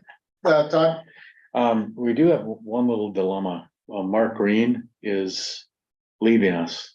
He's retiring. So we're gonna have to pull in somebody from the outside somewhere to handle, when's he retired? Yeah, okay. like this month. Well, we got. This is not rocket science, so. Yeah, okay. this should be. Okay, I'm just saying, I'm trying to work on the Staff is replacement. recommending a 30-day continuance Okay. to monitor. We could obviously, if there's progress being made that you're satisfied with, you can continue it again.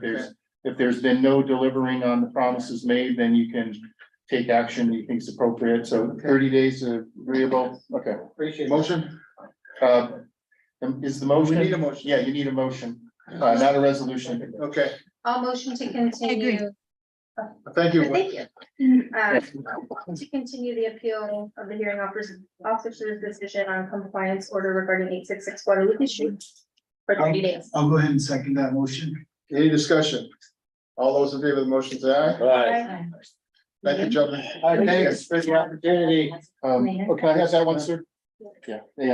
Thanks, guys. Just a second. We're working on this for 2 years. Yes. I know. No, that's, Staff, thank you, Wendy. I can imagine, No, these 2 years you have to go I've through. submitted my form. Excuse me, I'm sorry, Mr. Alvarez. Nope. Get up. You're asked to come up. Yeah, but the problem is you made a solution, which is okay. Okay, good, thank you. Well, it's been continued. You can speak at the continuance if you'd like. Go ahead, George. I didn't know he had submitted it. Yeah, he did. But so did the little.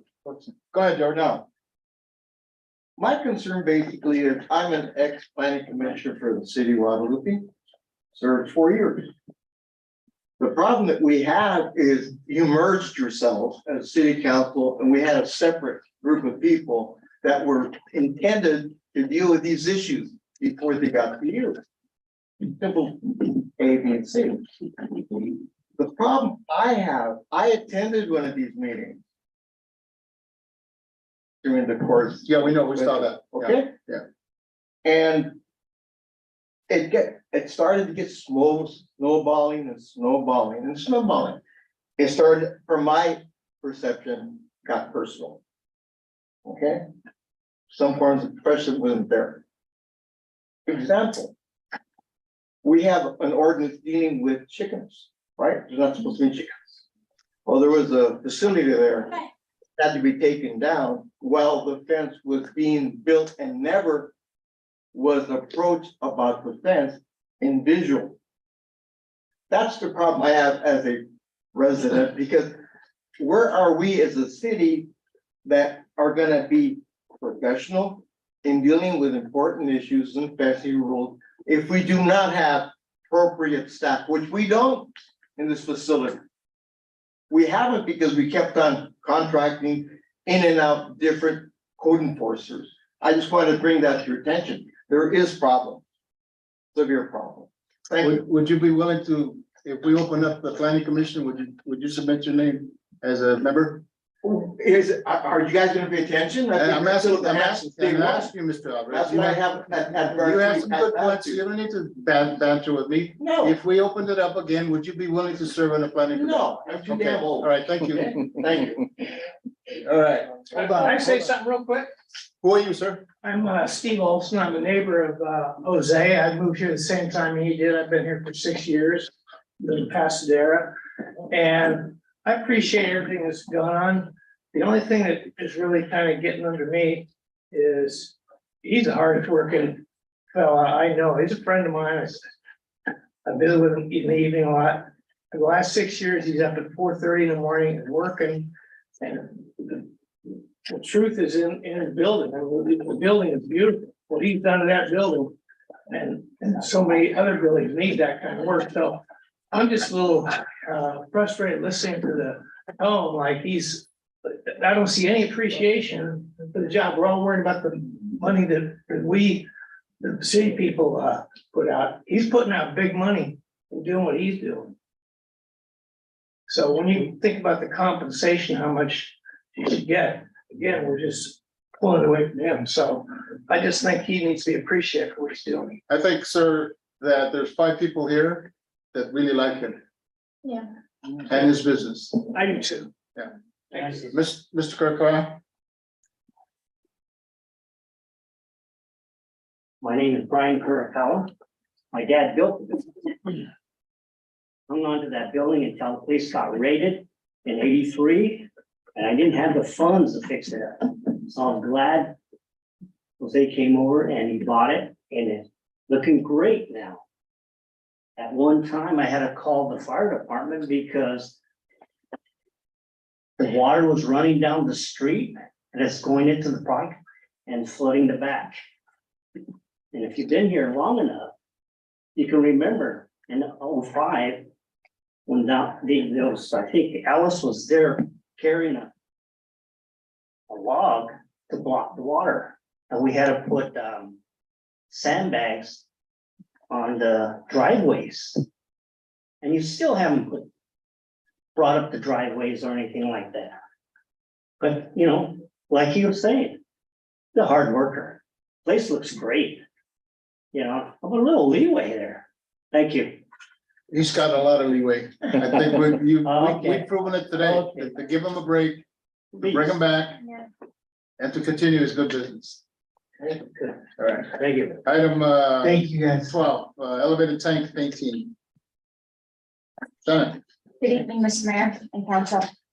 I am looking for direction from council. I have some ideas about how to move forward on this item, and I want to make sure that I'm in line with council's wishes. Providing public art on the elevated water tank is a required element of the state parks grant that we have for the Central Park renovation project. Staff has discussed potential approach to this element with Recreation Parks Commission on May 2nd. It was discussed in the information that I'm going to present today is with their concurrence as well. The elevated tank is in need of coating maintenance. It needed coating maintenance as far back as 2018. Staff went out to bid to paint that tank. Back in June of 2020, the cost ranged from $430,000 to almost 1.6 million. At the time, City Council rejected all bids on staff recommendation because the basis was that we didn't have the funding available at the time And an interesting fact about that elevated tank is once Pasadena built the second water tank at 303 Obispo, that elevated water tank is no longer necessary for meeting the minimum needs of the city of Guadalupe in terms of water storage. That being said, I'm not going to deny that it is a cultural icon of the city and in each one of our logos. But from a strictly water standpoint, we could do without it. So it's just an interesting point. Since then, when I read a staff report and realize there's a typo, it should say not completed before bids completely, the sentence, that we did a rate study and the rate study allowed us to evaluate to make sure that we could pay future funding of projects. So it was programmed into that rate study to have money for painting or maintaining that tank. Since then, we programmed $200,000 into the water fund to be able to do maintenance on that tank. So the artwork that we considered, you can see on the staff report. There's a picture there. And what you'll see is it's very similar to the artwork that is on our new electric bus. And that artwork was debated by council. So the nice part about that is that it's nice and clean and crisp and big, not complicated, so it can be seen from very far off. So what we've done is we've asked the grant manager, what constitutes public art? Does public art mean that it has to be something that's vetted by the public or done by a resident or not? Or is this public art by virtue of the fact that it's artwork? I have called the grant manager multiple times, emailed him multiple times, actually brought up the chain because we need input on this. But at this point in time, we're just going to run with the concept that this constitutes public art, and we'll say that until we hear otherwise. So the elevated tank is subject to a lease. It says various cell phone providers. It's actually, the lease is under one provider that oversees a lease of several different cell phone providers. I've been working with an attorney to help me understand exactly what those leases mean. And by the way, the overriding lease did not negate the underlying leases. So the attorney had to review all of the leases, not just the latest one. So all of those apply. So it made it quite ugly. Because removal of the antennas are not specifically called out in the leases, would be the city's responsibility to pay for moving them off. And it is in the lease, it's very clear that it is our obligation to keep the tank in, to keep it maintained in good order. The attorney that I'm working with is familiar with these kinds of projects. I hired him specifically because of his expertise, and he's worked with other agencies that it was approximately $70,000 per cell company to remove them. And so it's upwards of $350,000 to temporarily relocate those antennas for us to do this work.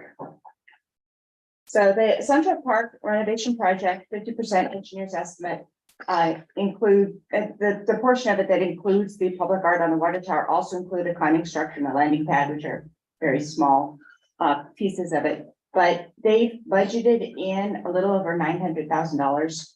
And so that amount's already been incorporated into the budget. So we're kind of saying that's available.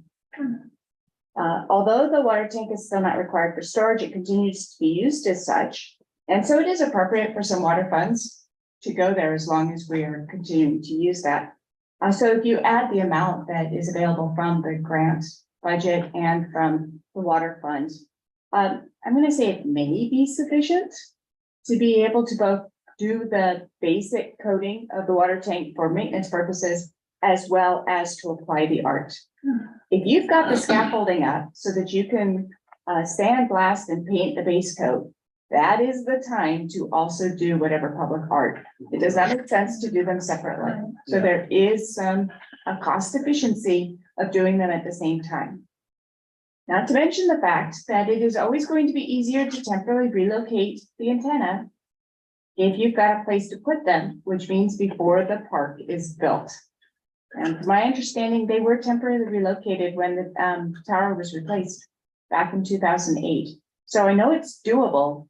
There is some interest in doing it before we actually move on with construction of Central Park, which I believe the idea is to bid it out in September. So we've got this little time frame here where if this is what the direction we want to go in, that we should actually do it soon. So I say May because I've been surprised at how things bid out. So we can bid it out and see what happens. So if city council is interested in pursuing this work, it's recommended it bid out for construction in the near future so that relocation of the antennas and scaffolding can not interfere with the Central Park renovation project construction. City staff is going to have to engage with the owner of the cell tower agreement in order to facilitate the work necessary. There was a letter that was drafted. I didn't print the whole thing. Did you, is the letter in there? No. No. I just available for council. I was given direction by the attorney on drafting out that letter. But basically what it does is it invites that cell tower antenna lease holder to the table to negotiate how we can make this happen. Not offer to pay for it, but to work on negotiating it to see how we can make that happen. I do believe that the cell tower lease holder has a vested interest. I would argue more of a vested interest than the city in terms of making this work happen. So that's where the attorney does believe that there is some benefit to sitting down and actually bringing them to the table. So the letter says, meet with us within the next 30 days in order to discuss how this is going to be done. So if you combine the two program funds and grant funding allocated to public art, that there may be enough money to complete this project. If you recommend proceeding, then I'll go ahead and make that budgeted for the next fiscal year, which starts in July. The water fund cash balance as of March 31st is close to $2.7 million and can easily accommodate the project. So I'm looking to see if council is in favor of me sending out this letter that basically invites the lease holder to the table to negotiate how we are going to move the antenna off so that this work can be completed. And I'd like to know if council is in favor of the artwork, if it is considered public art for the grant funding. This will be the only tank in the nation that has something like this on it. I think. That's pretty cool. It's beautiful. Yeah. Just tell the company that has their towers that they could donate the sun for us. Let it go with it. So, Sponsorship? yeah. Yeah, there you Right. Just a little backstory that part of the agreements was, it was kind of popular. This happened in another community where in a number of different franchise agreements and a city can get a certain percent of that money. And in this case, there were companies that were calling cities to say, hey, we'll buy it out so you could get a lump chunk. So we kind of lost that opportunity. That was before our time. But that's actually what happened. That's exactly it. Well, they gave us there's a man in the back over there that helped put that together. Yeah, it's not an uncommon thing. That's when we were in the red. So they really helped us out, so. And then the other thing is I asked these kind of silly questions. With Shannon, I said, well, why can't they just, paint the tower around the antennas? Right. And so she cleverly says, well, because of the electromagnetic waves could cause radiation and poisoning. So I'm like, okay. There is a sickness Yeah. associated with the. That's the only that reason. Close to Yeah. them when they are. Working on Don't say anything, we're gonna get sued. I know. Well, it's What's the wish of the council? What do you need from us? Just I would just like to make sure that I'm heading in the right direction. I'm gonna, if I send out this letter that invites them to the table, I wanted council to be aware that was what we were planning on doing, to make sure that budgeting this in the upcoming fiscal year was consistent, because if that wasn't something that council supported, I don't want to get that far into it and realize that I don't have the support there. And then I want to make sure that this is artwork that we can pursue because we don't really have a lot of time if this isn't where we want to go to make, I want to make sure all of these pieces all fold in together, because if any one of those aren't to your liking, then we need to talk I about it. might consider the money amount, but, council, you want to ever go forward with, I think I'm okay with the financials, given Shannon's efforts to balance not only what we have with potential for incorporating it as artwork with the grant money, and we're gonna have to maintain it anyway. So it's sort of the marriage of, we're gonna have this expense at some point. Why not offset the cost and beautify the park at the same time? Plus the artwork matches sort of the theming we're doing throughout the community. So it seems like an opportunity to kind of maximize our dollar. your comments, the right side, the east side? I guess I was just curious on the grant, if there is, if it was specific, that it had to be on that cell tower. It does say elevated tank art, but the grant is very I think specific. I'm remembering the LED grant application. Mhm. What consensus? I'm in favor of it. I'm in favor. Gilbert? I'm in favor of it. Yeah. And I Okay, think the you're good. artwork fits fine. Fluid with- All right, thank you. I'm gonna go ahead and move forward with Sheila. Thank you. Thank you for your time. Make it a straw. Thank you. We'll go to item 13. Item 12. The item formerly known as. It's fine as well. I don't usually lose sleep over work. This one I kind of lost a little sleep on. I really struggled with this, and I want council to know I struggled with this. I deliberated a lot. I talked to a lot of people. I really waffled back and forth before I made this recommendation. So I want you to know that I did not make this one cavalierly. That's a word. All right, so I'm recommending that we adopt a resolution approving a contract with RNT Architects for a huge number, $272,592.90 for the development of a facilities master plan. This is actually in the goals, is to address our facilities, to identify how they're to be used, to identify costs of repair and operation and maintenance, and to include a timing of that, and including the library. When I went into this, I budgeted the $90,000. I've done master plans, I've done them for utilities. The master plan update for water was $60,000. I'm like, okay, I'll do a little bit more than that. What I failed to realize was that I was always updating plans. I'd never started one from scratch. So this one is from scratch, which is one of the reasons why it's a lot more expensive. In addition, I've never done a facilities master plan, so where to start? Well, Google. So I Googled facilities master plans, and what I found was the school system does a lot of master plans. And so I looked at a lot of them throughout the state of California. And when I wrote the request for proposals, I looked at all the features that were included in theirs. And what do they have? They have a lot of buildings and a lot of sites. That's what we have. And they need to figure out how to repair them. Well, that's what we need. And how much money they need to operate them. That's what we need to do. Now, how to best utilize them. That's what we're looking for. So I wrote the RFP accordingly. And we want to see how we're going to use our buildings through build out as well. And so we had budgeted the $90,000 in this fiscal year.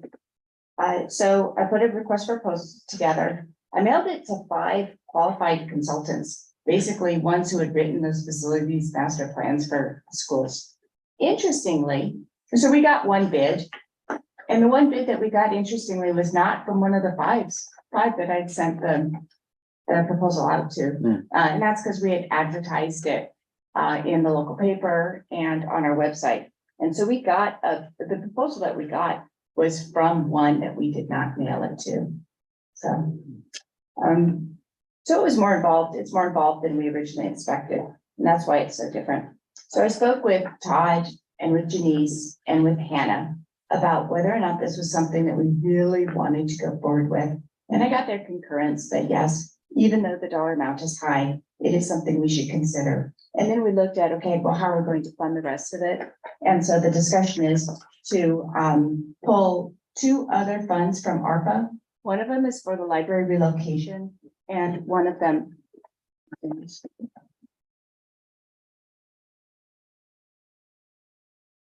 And the other one is from the paving of Leroy Park. We believe that the paving of Leroy Park is going to be able to occur through FEMA mitigation money. So that is another way for that to be done. And the truth is, we're not going to be able to relocate the library until we figure out where the library is going to go. And that's what this document can do. So that is how we would pull the funding together in order to make this work. It would all be ARPA funding. So we would be able to pursue it. So completion of this project does provide us a roadmap for future needs. Such a document would be invaluable to seeking out grant funding for critical infrastructure, including the library. There was a grant whose its deadline was May 18th, and it included facilities like libraries. And we probably could have applied for it had we had a document like this done that would identify where the library was going to go. So although this is pricey, the exercise is likely to help bring significant funding for future facility projects, which is one area where it is challenging to get funding. So I'm open to questions and offer this recommendation. I'm gonna start out with, we're close to our, looking at our 23-24 budget. And it just feels like our money is being moved around too much. And I'd rather wait to figure out what we're looking at for July 23-24 before we start pulling this money out. And I know we need, we talked about a roadmap, but you need the roads first. And that's, we know what the facilities need in a certain area, but to me, without knowing what our future looks like in terms of economics, that I would rather not pull any of our ARPA money around, to fund this, because this is a big ticket item. How much did we spend here for the auditorium or the city hall? 75. 75, so. This, I know that Grover Beach has a lot of cannabis money. That's why they're doing their project, so. But I would rather, to me, this is my personal opinion, is wait till we see what we look like coming June, the end of June. We're coming into June soon, and the 23-24 budget. I just don't want to reallocate money if we need to keep money where it is right now. And I know that the library, it's nice to have these plans in order to submit for proposals, but I'm not comfortable with this until we know where we are with our next year's budget. That's my opinion. So I completely hear that, and I agree. It's a big ticket item so late in the fiscal year. I also feel that this does need to be a priority only because these documents are really required for a lot of funding, and we need every inch we can get with our facilities. And we've spent many years, unfortunately, being able to really enhance or improve, and unfortunately, those have been big ticket item repairs when we've had to come around and repair years of wear and tear. So if it's not now, I do just want to make sure this is a priority moving forward, and I mean, moving forward soon. Just because I do know what Shannon's discussing about us needing some sort of documentation to support other funding options, which we really need. And I know exactly the grant she's talking about, and I saw it as well, and that was really disappointing. We couldn't take advantage of that. So just something to think about. We wouldn't really have those two Royal Theater grants had we not used Andrew Goodwin and spent $300,000 to get the engineers' estimates and provide the credibility that would go to a grant funding. But I also understand, I mean, we're just around the corner with probably a week where staff's going to get the papers on the budget, and then we'll look at that. And then also we already talked about there's been some movement on the ARPA, which we want to get together with, and ultimately soon, probably in early June, we're gonna have to have a workshop for the budget. So but I also agree with Shannon, because I really do think we could probably get multiple millions based on a document like this. So that's just my, Well, we're so close to that, you know, to the review that it would seem that if we find out where we are with that, then we can move forward, but it cannot. It's just like the resiliency plan, it identifies a lot of things that we need, this would do that, but at a later date. After we figure out where we are with our money. It's a tough one. Yeah. These are always difficult decisions to make. So is this something that could be looked at after, like we said, in the next month? Should we have staff bring it back in a month to look at it and see where we're at, or what it would be responded? Go ahead. And it would be great to hear from Janice. Yeah. About my- the forgotten soul. Yeah, speak to us. Oh, you're not forgotten. Just so you know that, if you are not going to move forward to, approve this, you will need to adopt a motion or pass a motion to reject all the proposals, and then the process will have to be started over again, so there would be a delay. I assume that this entity would rebid, and we may get another bid, if we do it, but we may not, so, and then maybe they won't, so there is an opportunity, there's a possibility, since we only got the one bid, that they may not be available when we're ready, so just keep that in mind. Is there a way we can find out if they're willing to hold off? I mean, Well, not not one of those things like, well, I mean, it's just, we're looking at roughly a little bit over a month. well, that's the thing, we would have to continue this item. And then Shannon would have to go back and see if they would be willing to honor this bid, as time went on. And, Well, no, I wouldn't want to even do that. Okay. Until I personally know where we are financially. well, that's what I meant, we could Honor- continue this honor the until, 200 we could some continue thousand this to sometime in July when the budget's Right. adopted. And then we would know. Get a better handle on our But finances. at that point, it may not be the same number, it may be more, so that would be one Maybe option. somebody else will come in. Well, yeah, or That means rebidding. that means rebidding, and that's fine too, I don't think there's a lot of expense to rebid there. I mean, it would be pretty minimal to rebid because the proposal's already been done, so. I guess if you're not interested in that, the only option really would be to just reject all proposals. I think Councilwoman Hernandez I wanted to hear from Janice too, right? Okay. What are your thoughts? Fiscal and finance? Well, I agreed on the fact that, this is something that is needed for us to obtain funding, so that's why I was supporting it. And where we looked at the ARPA spreadsheet and, where we thought Leroy Parks is going to be funded by the FEMA money. That money we were allocating back to that. The 30 grand, that's really probably the only one that's kind of in limbo.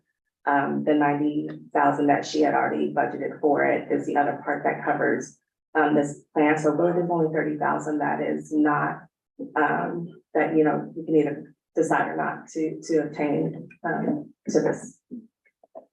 Well, Through the ARPA funds. even the FEMA's not guaranteed, so unless, maybe it's. We're working on it. And I do want to make sure that council recalls that ARPA money needs to be spent by June of 2024. And so not exactly sure where that 30,000 of library relocation can be spent before June of 24, because we're not exactly sure where the library We'll find someplace. is. So I just want to check as far as the three funding sources that were identified. I think that was really helpful, especially when you break down the numbers that we're not pulling the whole amount. Sometimes you look at a number and you say $272,000 is a lot. But it sounds like you have really been thoughtful about how to piece it together. So I appreciate that. And I appreciate hearing from you. What's the wish of the council? Do we have options to reject or to adopt? My guess is to adopt, but I understand the hesitation. My motion to object all this. Is there a second? I'm sorry, did you say reject or? Oh, reject, okay, thank you, I just heard it wrong, thank you. And by rejecting, we're not continuing, which was the other option, right? Yes, yeah, we would just be rejecting. And then we would rebid. If the council in the future decides to Right, allocate and- funds for this. And just understand, I know we need this, it's just that being on here with the mayor for the last 4 years. Seeing our budget and how we're trying to get it to score, that's mainly, I make consensus with them on that, it has nothing to do with, oh, we don't. Because we understand, it's just, sometimes it's those hard decisions that we're having to make at the time, and it's just, with the fiscal year gonna be coming to an end right around the corner. And then the new one with the budget and all, I coincide with Mayor Julian about holding off on it. My feelings are not hurt. I know. I deliberated on this. You guys- I see both sides. Yeah, cause you put in a lot of work into it, and I understand, it's like Councilwoman Lizaldi about, a grant we missed out on, we didn't have this, and. We do a lot of our stuff off of grants, and we need certain things in there to be able to bid for those, so I know, so yeah. There's a motion on the floor. There's a It's not second. dead yet. Can I get clarification on something? You're rejecting the resolution and the agreement with the architect? They're just rejecting all proposals. That's the motion. I think that's where I got confused, because I thought the other option was to continue it. Well, I had Until recommended, the- I had Yeah. recommended that there But by was, rejecting it, we're not continuing it. right, We're rejecting this Yeah, it- entirety. yeah. That's what I'm wondering if there's a difference there for the, That way with I try to offer options, Yeah. as you know. And the idea of continuing it was to give you some time to think about it a little more, And let and then this maybe getting some, negotiating a little bit further with the consultant to see if they'd be open to holding that number for a Right. time. But that may just be more trouble than it's worth, and that's what it seemed like the discussion was, so that wasn't part of the motion. The motion was a pure one, just to reject all proposals. perfect. There's a motion on the floor. Is there a second? I second. Any discussion? Roll call, please.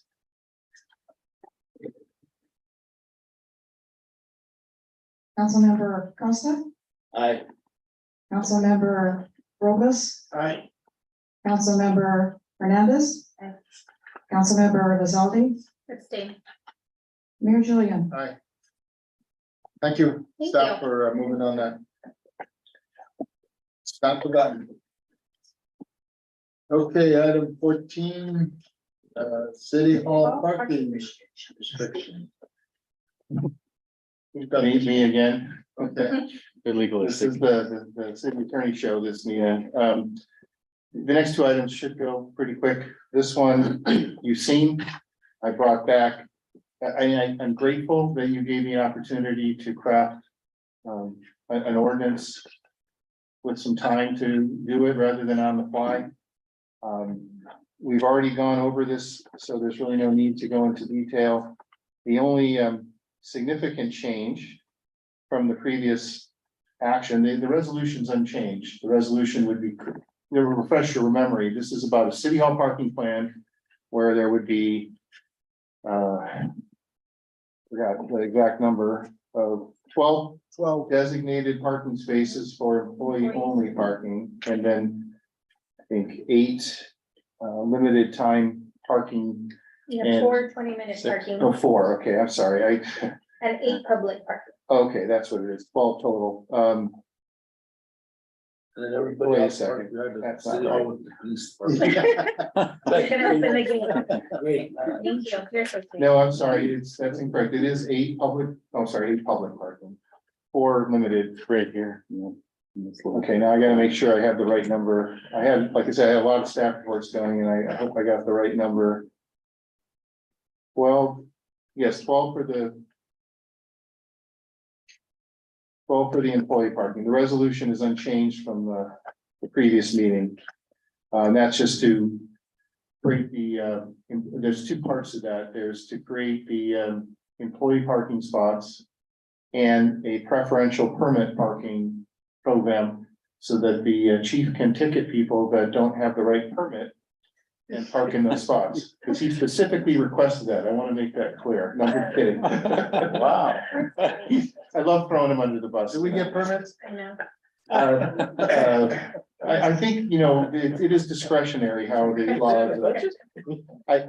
The problem, the thing is that the original plan that the chief had proposed was to have the ability to issue fines. The only way to do that is to have a parking permit program. So that's why I did that. If you're fine with letting people park there and take those spots and not have any mechanism to find them, then we don't need to adopt this resolution, but I don't recommend that. The change to the ordinance was basically to allow 20-minute parking, because council felt 10 minutes was too short. Right. So there will be some painting that needs to be done, since it does say 10 minutes at the moment. The other reason why the ordinance needed to be changed was there currently is 20-minute parking in the city of Guadalupe, but the hours are 9 to 6, Monday through Saturday, and there's no mention of holidays. The 20-minute parking that's in front of City Hall is only Monday through Friday, and holidays accepted, Sundays and Saturdays. So that was necessary. That's the only changes. Any questions? I had a couple. What's the citation run? $52.50. Jeepers. Why don't we raise it so we can fund the master plan for. There you go, there you go. I hear that. Serious. Don't, fish, you look at me like I'm nuts. Take a You told me you were really considering putting parking meters right there. Now you change your mind on. That's a future agenda item. Yeah. Review citation amount. I was, when we met with, Have a joint meeting Caltrans. 3:30, last Thursday. Wednesday. They had to park, Uh-huh. they parked way over the other side. Truck parking, our staff would, sometimes you have staff meetings, you got 4 trucks. That's irrelevant, because you've got they don't stay there every day, all the time. So they could park on across the street. Yeah. They're strong. Okay, what's the wishes of the council? Any questions of Bill? There's, I have a question. Oh, I also wanted to, I forgot to mention we got rid of the 20-minute parking as a number and just changed it to limited time parking, so that you have the let's say 20. Oh, well, we'll have to fix that in a technical amendment later, but it does allow you to specify hours and days of the week as opposed to targeting that. So sorry, I didn't add that earlier. Gene, fire. We're waiting. Okay. They're having us, caucus. Oh, are they? Okay. Staff's getting lining up the So, ducks. chief, just a real quick question on. So with the employee parking in the front. All city staff will park in the front. Only those with permits. They can park anywhere, Gene. Yeah, they can. Well, I know that, but what I'm getting at is, I'm not trying to pick on nobody, Mhm. okay? But I know at one time, and I'm gonna say this, I know of one individual that I see their car always parked on the side where you guys fenced off. He's actually sitting here right now. But there's other people that work in the department that still park over here, and they have parking over there. I'm saying, and then there's a few other staff members who still, that they park right here, but by giving them an employee parking, should you guys be like, hey, we need to try to designate, just to eliminate school staff from parking all right here in the front. It's public parking, isn't it? I know, if it's public parking, you can't. Well, really I know park that. Not in the fence, though, not in the But fence. we're designating employee parking for employees. That's an under system, Gene. We got all honorable staff, so. I'm familiar with the situation and individuals. I cannot mandate them to park there. I can't tell anybody to, like, where to park. It's available, but I cannot make them park there. You can't. No, it's their private vehicle.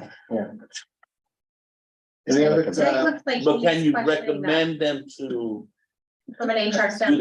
that? Well, whether it be a meet and confer issue. Yeah, I think- Uh, Thinking Thinking about this one, I'm not sure. if The it's accurate. individual that you're referring to was the catalyst for getting the that particular parking there to begin with. And they're not parking their vehicle there, so Yeah, I cannot force them to park their personal vehicle. I think I HR can't wants direct to weigh on this one. okay, Go ahead, Jay. Janice, don't park over there. Go for it. And I know private businesses. At the floor. Who's next to speak? Like, Ted, can we not mandate employees to park in designated areas? Parking Ah, They do in business. It's not something and that's more of a legal question. No, I'm not saying like, I'm I don't saying, can we think- recommend them? Well, we can certainly do that. We can provide parking on. Or city encourage, can we encourage them? I don't know if we could prevent employees from parking in a designated employee space if they don't have a permit. But in a public parking spot, I don't think there's any way we could tell. I mean, somebody might not want to park, they might want to walk, they park half a mile away because they like to exercise. We couldn't tell them not to do that, I don't think. In my experience, the only way that we could enforce it with having employees be told where to park is that if it was private property. Right, Yeah. I think that's what James is talking about, right? Oh, yeah, I'm just encouraging them to, Utilize. utilize, what they've asked for. In the sense of what I hope is better to say, thank you. I will do more encouragement. Well, yeah, because I'm just, like I said, I'm not. I agree. It was, because. We've talked about this. Yeah, it's just one of those things. I agree. Can we use the, and it helps to limit because. We can't have businesses or contractors come in and there's really not much parking for them, and you got. Staff from the next door neighbor picking up majority of it, was my. So my second question would, how many spaces would that open up? 3 or 4. But that's a lot more than you still got people who are parking in red zones. Christina. Councilmember Hernandez. Sorry. Okay, is there a motion to introduce? Go ahead. We have 2 resolutions on this? Just two actions. Let's do ordinance. To introduce the ordinance 2023 and adopt resolution 2023-31. Do we need 2 motions? Yes. A motion to adopt resolution 2023-31. Is there a second? I'll second. Any discussion? Roll call, please. Was that Jean and Megan? Yes. Councilmember Costa Junior, Aye. Councilmember Robles. Aye. Councilmember Hernandez. Aye. Councilmember Lozaldi. Aye. Mayor Julian. Aye, all ayes. Is there a motion to introduce first reading ordinance 2023-510? And And then I'll- amending chapter, yeah, I was just gonna say, and continue to the next meeting for the second. There you go. This is the first reading. Yeah. yes. Introduction. Okay. I motion to adopt first reading of 2023-510. What else did you say? Continue to the, Continue to the next city council meeting. yes, for second reading and Or adoption. second reading. Yeah. Is there a second? I second. Any discussion? All those in favor of the motion say aye. Aye. All ayes. Okay. All right. Item 15, resolution terminating the existence of local state of emergency. I'll be real short. I'm sure you read this. So the recommendation tonight in front of you is that the city council adopt resolution number 2023-36, terminating the local state of emergency ratified, declared by the city council at its meeting on January 17th. As you know, we had the horrendous floods. So I corresponded with the Director of Public Safety. We being the Administrator and Director of Emergency Services declared a state of emergency on this situation. We canceled the council meeting and then had a special meeting to actually ratify that declaration. And then we had some more rains and had another meeting because within 60 days, we had to determine whether we wanted to continue the emergency, which we did, or you did. And now it's gotten to the point where it's not raining as much anymore. And so we've made the decision to terminate the emergency agreement. Any discussion? Well, there is a discussion. Is there a motion to adopt resolution 2023-36? I'll motion to adopt resolution 2023-36. I'll second that. Any discussion? Roll call, please. Councilmember Garcia Junior, Aye. Councilmember Robles, Aye. Councilmember Hernandez. Aye. Councilmember Rizaldi, Aye. Mayor Julian. Aye. Excuse me, who's second? Mr. Robles. Yeah. Item 16, future agenda items.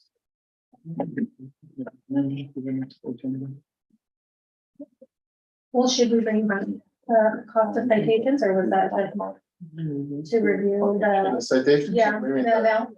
The amounts of the parking. Do you want to Hold do on. them and look at them? I don't know. When's the How last old are time they were they, Chief? updated? Those are mandated by the court, all the fees. Mhm. So the court sets that, so everyone is pretty much similar within the entire county. Okay, so then we don't have any sort of say in none of them. No. So then there you go. 5250. 5250. Yeah. Thank you for not allowing us to Yeah. do it. It's just one of these. Gotta Okay. get one today. Staff or council, any additions to agenda future? Okay, item 17, announcements, council activity reports. We had the Central Coast Water Authority and Shannon attended the April meeting for me, so thank you, Shannon, Good. and I'll be attending in May. Good, thank you for doing that. And then we also have an upcoming safety meeting with the school district on the 24th scheduled to discuss traffic and parking, I think, Chief? Which, I'm sorry, The safety 24. to be discussed at the end of the month with the school district, is that, I'm sorry, is that the date that's Yep. been set? Okay, yes. so that's coming. Who's going? I am, and hopefully Mr. Hernandez going to. You can go, let me know. Okay. Cause I got a lot of things I wanna get to. She will definitely be attending. I'm on your side. What are you talking about? I don't have a stop. The second meeting. No, I got ideas I need to be. That's my update for Okay, now. how about you, Mr. Robles, any updates? Wrestling. You good? Excited for that. So just a quick update with our newly acquired sport at Mackenzie, our Bobcat Wrestling. We're going into our final last 2 weeks. This Friday, we will be having our last home match here at City Hall. Currently, we have 5 duels. And even though we're not supposed to keep track of score, we're doing really, really well. As a new startup program, first year. This Friday, we will be taking on the Mesa Hawks, Mesa Middle School Hawks. It's starting at 5 o'clock. We're hoping to get a lot of people to come on out. I invite all of you guys here, staff, yes, right here at City Hall. If you've never seen junior high school, intermediate school wrestling, you'll get a kick out of it. It gets pretty loud, and cheer on our junior high athletes as they've come a long way in a short period of 6 weeks, I believe, and they're making major leaps and bounds and lots of progress. So come on out, and I believe we're gonna have this lightweight snack bar there, so come support us and wear your green color, so it gets loud in there. And that's at 5 or 5:30? That's at 5, 5. yeah, and we start at, we have weights that range from 74 pounds all the way up to our heavy weights. So what's that, everyone? Heavyweights above 225. Yeah. Well, I can make it then. Huh? You're in. So, yeah. 234. Yeah, so come on up and come on out and check it out. It's really good and I'd love to see your support. So inviting everybody in the local community. So very good. Are you being charged?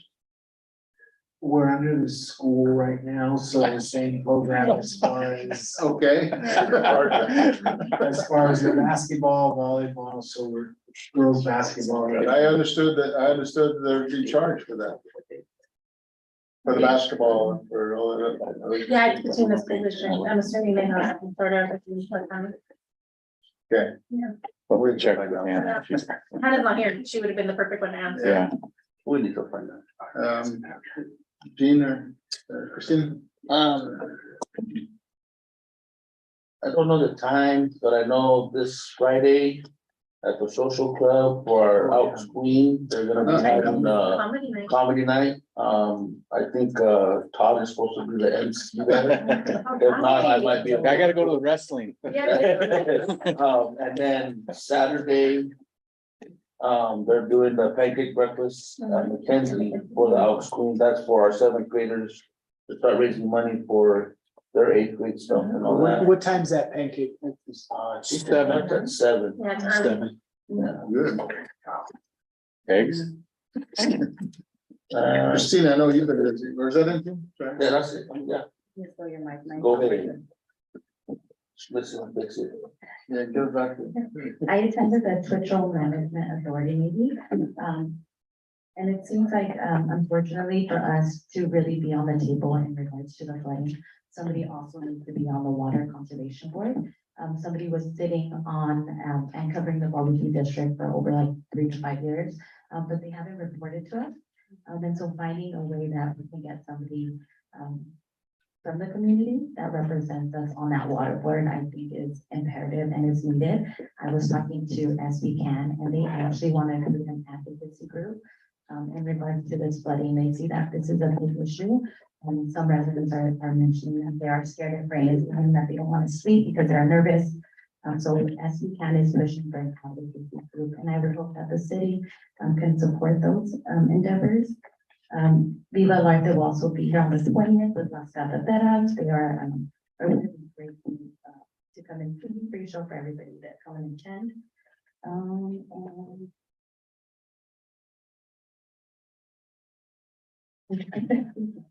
Thank you. I know you were babysitting Sunday.